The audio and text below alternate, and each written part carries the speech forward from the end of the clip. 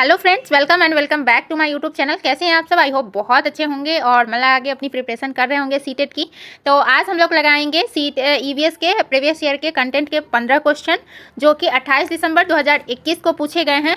तो बिना इधर उधर की बातें किए हुए क्वेश्चन लगाते हैं और आप लोग भी क्वेश्चन जरूर लगाइएगा। ये क्वेश्चन आपके लिए बहुत इंपॉर्टेंट है और लास्ट में अपना स्कोर हमसे जरूर शेयर कीजिएगा कि आपके कितने मार्क्स रहें। तो फर्स्ट क्वेश्चन जो है वो हमारा डायरेक्शन से है, तो चलिए इसको लगाते हैं। तो पहला क्वेश्चन है कि किसी रोगी का घर एक्स पर स्थित है तथा वह अस्पताल जहां उसका इलाज चल रहा है वाई पर स्थित है। रोगी के घर से अस्पताल जाने के लिए कोई सीधी सड़क नहीं है, अतः रोगी ए से ए पर जाता है जो एक्स से ठीक पूर्व 800 मीटर दूरी पर है। फिर वह बी पर जाता है जो ए के ठीक दक्षिण में 600 मीटर दूरी पर है। फिर वह सी पर जाता है बी के ठीक पश्चिम में 150 मीटर दूरी पर है और वह अंत में वाई पर अस्पताल में पहुंचता है जो कि सी से ठीक उत्तर में 100 मीटर दूरी पर है। तो अस्पताल के सापेक्ष रोगी के घर की दिशा क्या होगी? तो इसमें हमें कुछ नहीं करना है, बस क्वेश्चन को 1 बाय 1 पढ़ना है, एक एक सेंटेंस को, और उसी तरह से करते जाना है। सबसे पहले इसमें पूछ रहा है कि रोगी ए से पहले एक्स से ए पे जाता है जो कि एक्स से ठीक पूर्व 800 मीटर पे है। तो यहाँ पे अगर हमारा एक्स है तो इधर हमारा पूर्व होगा, हमारी राइट साइड के तरफ ईस्ट होता है जो कि 800 मीटर है। उसके बाद है वह ठीक दक्षिण, ए के ठीक दक्षिण 600 मीटर दूरी पर जाता है। तो ए से ठीक दक्षिण यानी कि राइट साइड नीचे की तरफ होगा, तो ये बी हो गया 600 मीटर। उसके बाद वह सी पर जाता है जो बी से ठीक पश्चिम, तो बी का जो पश्चिम हो जाएगा वो मतलब इधर हो जाएगा लेफ्ट हैंड साइड, तो ये हो गया 150 मीटर। अंत में वह वाई पर अस्पताल पहुंचता है जो सी से ठीक उत्तर यानी कि नॉर्थ, तो ऊपर के साइड होता है, तो ये जो है वो 100 मीटर है और ये अस्पताल है यानी कि वाई। तो यहाँ पे पूछ रहा है अस्पताल के सापेक्ष रोगी का घर पूछ रहा है, तो सबसे पहले हम जिसके सापेक्ष पूछ रहा है वहाँ पे ऐसे क्रॉस कर देते हैं इस तरह से। यहाँ पे घर हो गया, तो ऊपर के तरफ नॉर्थ होता है और इधर के तरफ वेस्ट होता है यानी कि उत्तर पश्चिम। तो इसका आंसर जो हो जाएगा वो उत्तर पश्चिम हो जाएगा। उत्तर पश्चिम 4 नंबर पे है, इसलिए इसका आंसर जो है वो 4th नंबर हो जाएगा, उत्तर पश्चिम। नेक्स्ट क्वेश्चन देख लेते हैं। नेक्स्ट क्वेश्चन है, इसलिए आपने जो डायरेक्शन है कि पूर्व किधर है, पश्चिम किधर है, उत्तर किधर है, दक्षिण किधर है, इसको आप लोग बहुत अच्छे से ध्यान में कर लीजिएगा, नहीं तो वहाँ पे कन्फ्यूजन हो जाता है। चलिए नेक्स्ट क्वेश्चन देख लेते हैं। नेक्स्ट क्वेश्चन है कि अपनी गर्दन को झटके से पीछे कर सकने वाला पक्षी है कबूतर, तोता, उल्लू, मैना। तो जो झटके से पीछे करते हैं वो मैना होता है जो कि झटके से अपने सर को पीछे की गर्दन को पीछे की तरफ कर लेता है। तो इसका आंसर ये 4 हो जाएगा। नेक्स्ट क्वेश्चन देख लेते हैं। तो देख सकते हैं पक्षी से एक ही सेट में 2 क्वेश्चन पूछे गए हैं। अपनी गर्दन को पीछे तक घुमा सकने वाला पक्षी है, तो जो पीछे तक अपने गर्दन को घुमा लेता है वो उल्लू होता है, इसलिए इसका आंसर जो है वो 3rd हो जाएगा। नेक्स्ट क्वेश्चन देख लेते हैं। नेक्स्ट क्वेश्चन है कि ब्रेल लिपि का उपयोग दृष्टिहीन व्यक्तियों द्वारा किया जाता है। इस प्रकार की लिपि में मोटे कागज पर उभरे हुए बिंदु बने होते हैं। उभरे हुए होने के कारण दृष्टिहीन व्यक्ति इन्हें छूकर पढ़ सकते हैं। यह लिपि आधारित है, तो जो ब्रेल लिपि होते हैं वो 6 बिंदुओं पर आधारित रहते हैं, तो इसके आंसर जो है वो 3rd हो जाएंगे। नेक्स्ट क्वेश्चन देख लेते हैं। नेक्स्ट क्वेश्चन है कि हमारे देश में ऐसा राज्य है जहां ग्रामीण क्षेत्रों में भारी वर्षा होने के कारण घर धरती से ऊपर लगभग 3 से 3.5 मीटर ऊंचाई पर बने होते हैं। इन घरों को बांस के खंभों का उपयोग करके बनाया जाता है। यह घर भीतर से लकड़ी के बने होते हैं। यह राज्य है, तो जो बांस के खंभों पर बनाया जाता है वो घर असम में होता है जो कि बारिश से बचने के लिए बनाया जाता है, तो इसका आंसर जो है वो 4th हो जाएगा। नेक्स्ट क्वेश्चन देख लेते हैं। नेक्स्ट क्वेश्चन है कि जिम कॉर्बेट नेशनल पार्क किस राज्य में स्थित है? तो जो जिम कॉर्बेट नेशनल पार्क है वो उत्तराखंड में स्थित है, तो इसका आंसर जो है ये 4th हो जाएगा।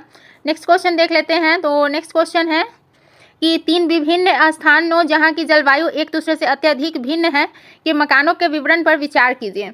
तो पहला है कि लेह यानी कि लद्दाख के में मकान पत्थर के 2 मंजिल के बनाए जाते हैं। नीचे की मंजिल पर आवश्यकता का सामान और जानवरों को रखा जाता है। फर्श लकड़ी के और छत सपाट होते हैं। बिल्कुल सही बात है, लद्दाख के घर बिल्कुल ऐसे ही होते हैं, तो ये ठीक है।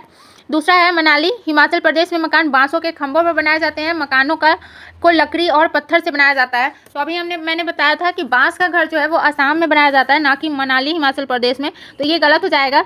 सी है राजस्थान के गांव के लोग मिट्टी के बने मकानों और जिनकी छत कंटीली झाड़ियों की बनी होती है।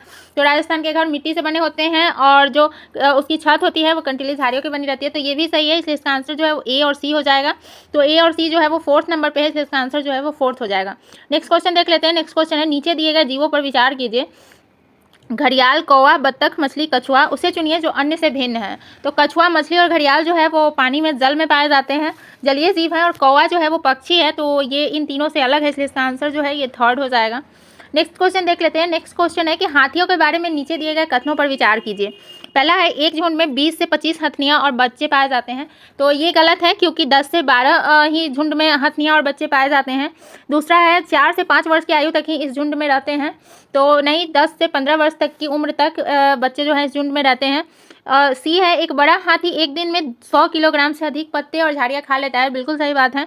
किसी हथिनियों के झुंड में जो सबसे बुजुर्ग हथिनी ही सभी फैसले लेती है, तो उसमें झुंड की मालकिन जो होती है वो सबसे बुजुर्ग हथिनी होती है, तो सी और डी इसका आंसर है, सही है। तो सी और डी जो है वो 3rd नंबर पे, इसलिए इसका आंसर जो है ये 3rd हो जाएगा।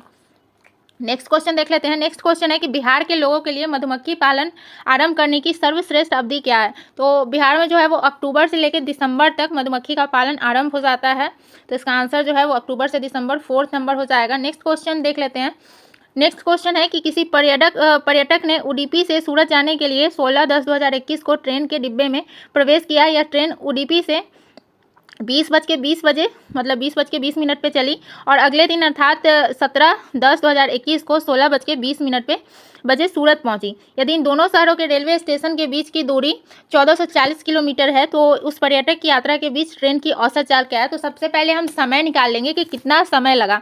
तो 20:20 पे चले, तो सबसे पहले उसको हम 24 में से माइनस कर लेंगे। तो जब 24 घंटे में से इसको माइनस करेंगे तो ये हमारा हो जाएगा 3 घंटा 40 मिनट, और उसमें हम ऐड कर देंगे ये 16 घंटे 20 मिनट को, तो ये हमारा टोटल मिलके हो जाएगा 20 घंटे। और जब हम 1440 को, क्योंकि औसत चाल का जो फॉर्मूला होता है वो दूरी बटा समय होता है, 1440 में 20 से डिवाइड करेंगे तो ये हमारा इसका आंसर जो है वो 72 किलोमीटर पर आवर आ जाएगा। तो इसको इसमें दिया हुआ है किलोमीटर पर आवर ना देके मीटर सेकंड दे दिया है, तो इसको भी वहाँ पे थोड़ा आप लोग ध्यान कीजिएगा। इसमें थोड़ा ऑप्शन गलत कर दिया है, बुक में ये छोटी मोटी प्रॉब्लम हो जाती है। तो ये जो है 72 इसका आंसर है, लेकिन kilometre per hour. Next question है, यदि आप भारत के मानचित्र पर कोलकाता पश्चिम बंगाल की राजधानी से चंडीगढ़ तक कोई सरल रेखा खींचे तो कोलकाता के सापेक्ष चंडीगढ़ की दिशा क्या होगी। तो इसी के लिए आपको मैप को पढ़ना बहुत जरूरी हो जाएगा, क्योंकि जब इस टाइप के क्वेश्चन आएंगे और आपको पता ही नहीं रहेगा कि कौन सा शहर कहाँ पे है, तो आप इसका आंसर नहीं दे पाएंगे। तो यहाँ पे पूछ रहा चंडीगढ़ के सापेक्ष, कोलकाता के सापेक्ष चंडीगढ़ की दिशा पूछी जा रही है।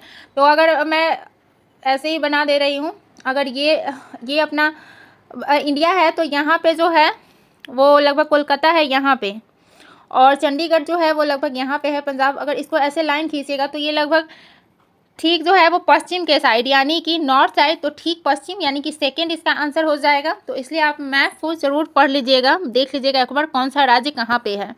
नेक्स्ट क्वेश्चन देख लेते हैं। नेक्स्ट क्वेश्चन है, निम्नलिखित प्याज की खेती के विभिन्न चरणों का सही क्रम चुनिए। पहला है बीज बोना, खरपतवार निकालना, प्याज के ऊपर की सूखी पत्तियों को काटकर अलग करना, गुड़ाई करना, प्याज को उखाड़कर निकालना। तो सबसे पहले तो हम गुड़ाई करेंगे, मिट्टी को खोदेंगे, मिट्टी को नरम बनाएंगे, तो पहले डी हो जाएगा। उसके बाद जो हो जाएगा बीज बोना, तो डी के बाद ए हो जाएगा। बीज बोने के बाद हम उसमें से जो खरपतवार निकलने लगते हैं उसको निकालते हैं, तो बी हो जाएगा। और उसके बाद खरपतवार निकालने के बाद प्याज को उखाड़ना पड़ेगा, जब प्याज बन जाएगा तो उखाड़ कर निकाल लेंगे, और निकालने के बाद प्याज के ऊपर जो सूखी पत्तियां होती हैं उसको काट के अलग कर लेंगे। तो इसका आंसर हो गया DABEC। तो DABEC जो है वो 4th नंबर पे है, तो इसका आंसर जो है ये 4th नंबर हो जाएगा।